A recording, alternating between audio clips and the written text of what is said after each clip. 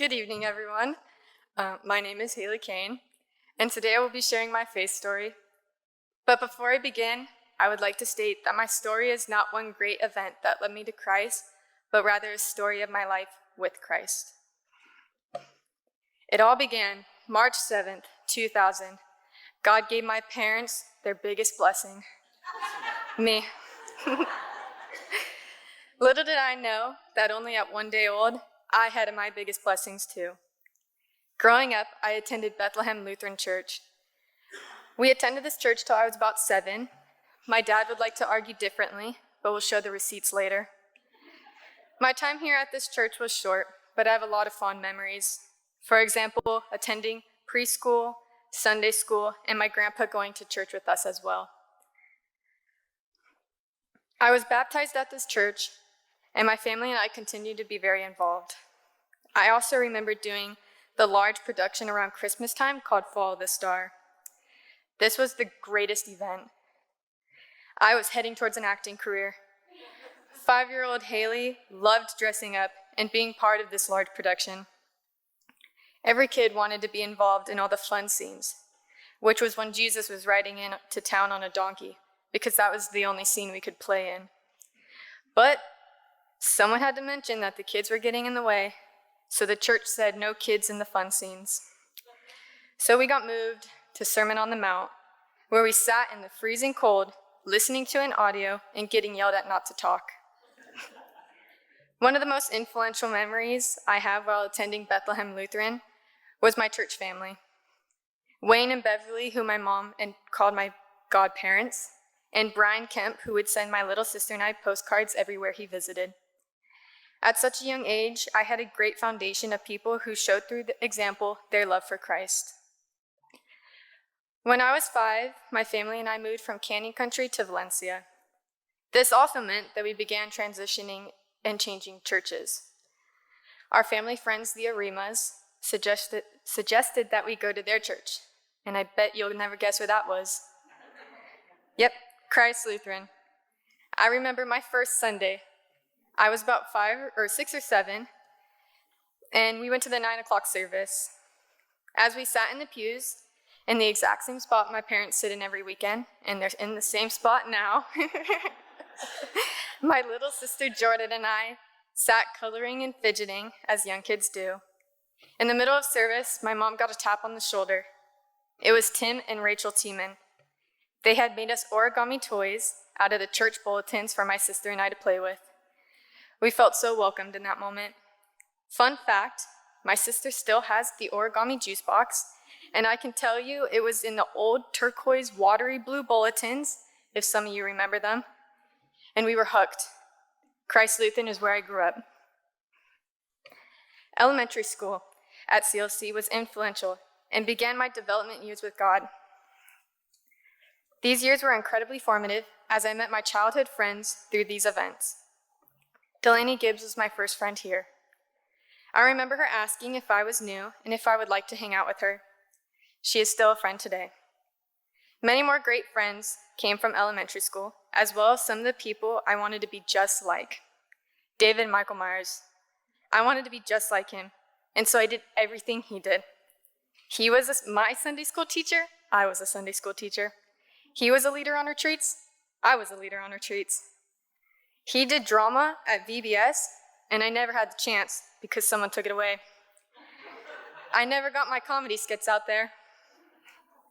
I had the best childhood here.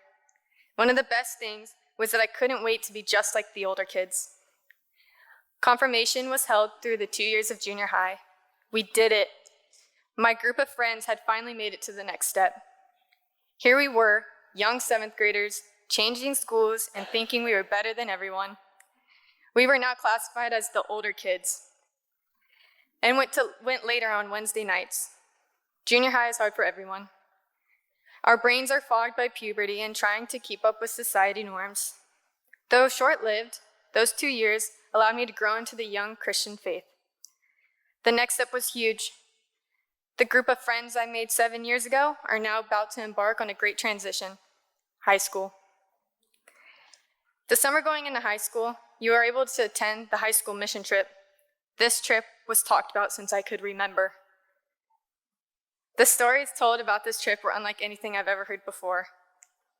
The kids I had grown up with all planned to go on this high school mission trip, but it ended up just being my friend Riley and I, as the only 2 freshman girls to attend.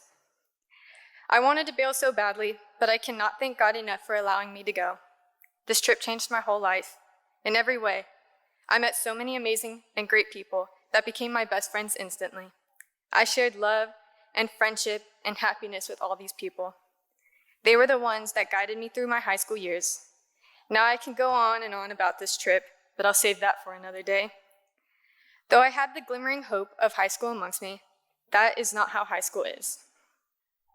I believe everyone has a lot of firsts in high school, and I was no different. Things change in front of you so quickly. It is hard to understand why people do the things they do, and why you're feeling that way too. You're growing up and beginning to understand the world around you, and yet not understanding it at all. This was not an amazing trip I thought it would be, but rather a really hard journey. Friends turned on friends, people changed, and the ones you love hurt you the most. And all I could say was, why, God? I prayed all the time for these people I adored just to be there for me. Why didn't they come? I was developing as a person, and I couldn't understand the events that were taking place. Drama, hate, and hurt surrounded high school, but that did not mean happiness and love didn't too. By the end of my senior year, most of the friends I had walked in with, I did not walk out with. For most of you who grew up in Santa Clarita, you know it is shoved down your throat where you're going to college and what you're studying. Hailey, what are you doing? I don't know. I was not studious in high school, and I only got into a few colleges that I applied for. I had already told everyone that I was going to attend a school and how awesome it was going to be. The day we were supposed to put our deposit down, I remember sitting on my parents' floor crying. I didn't want to go there. It was a dry campus. I'm just kidding. I laid crying in my parents' room, asking God where I should go. I had no plan, and I had no idea what I wanted to do. I was about to spend hundreds and thousands of dollars as a waste. My mom sat down next to me and said, Hailey, we will support you through everything, and wherever you choose, we will be proud. That day, I chose to attend College of the Canyons. I was so embarrassed, especially back at school. I felt like I had no future, and all my friends were going to go on great adventures. I went to College of the Canyons, and jokes on myself, I had the best time of my life. Community college, if you ever want to go. If I can even begin to explain the experiences and friendships I made just down the street, we would be here to the crack of dawn, and I sure was at that time too. There were new friends, new experiences, and great memories. Now the thing we hear a million times, 2020. I don't know if you guys have caught the drift, but I'm not the biggest fan of school. And let alone stripping it all away just to be online. So I did what any logical person would do. I dropped out. I took a couple classes here and there, but for a year and a half, I was never a full-time student. I surrounded my life with other priorities, working, running, and hanging out with friends. College was the beginning of my struggle with Christ. I stopped going to church, I stopped doing the screen, and I just stopped being involved. I was almost embarrassed because I felt like I was the only one here and people would think I was stuck. At first, I thought, well, I'm young, I'll go back. I'm just going out with friends. But the years to follow only grew darker. When I was 21, I moved out of my parents' house into a tiny one-bedroom apartment with a friend. Her and I attended CSUN at this time, and it was the perfect timing for us to grow up. Unfortunately, that is not what happened. I had completely lost my relationship with God. I had stopped praying, I stopped thinking about Him, and I had no hesitation or thought about anything. This period in my life has brought me a lot of lessons. Unfortunately, these lessons were not easy. They were experiences that have altered my life. You never think that these things would happen to you, and it felt like everything was happening to me. I had a stalker who was originally a friend of mine. He would show up at my apartment and even my parents' house. He tried hacking my social media, and I was afraid to just be alone. Then I had gotten roofied at a music festival, and the people I thought would help me didn't. I had no job, I was failing out of school, and I was stuck in a really bad environment. Things just got darker and darker as worse things continued to happen. I ignored everything, and I only lived for the thrill and the weekend ahead, and that was it. I moved back home in May of 2022. This was my time to turn around the events that had held me down dark paths. I had met a boy who helped me through things.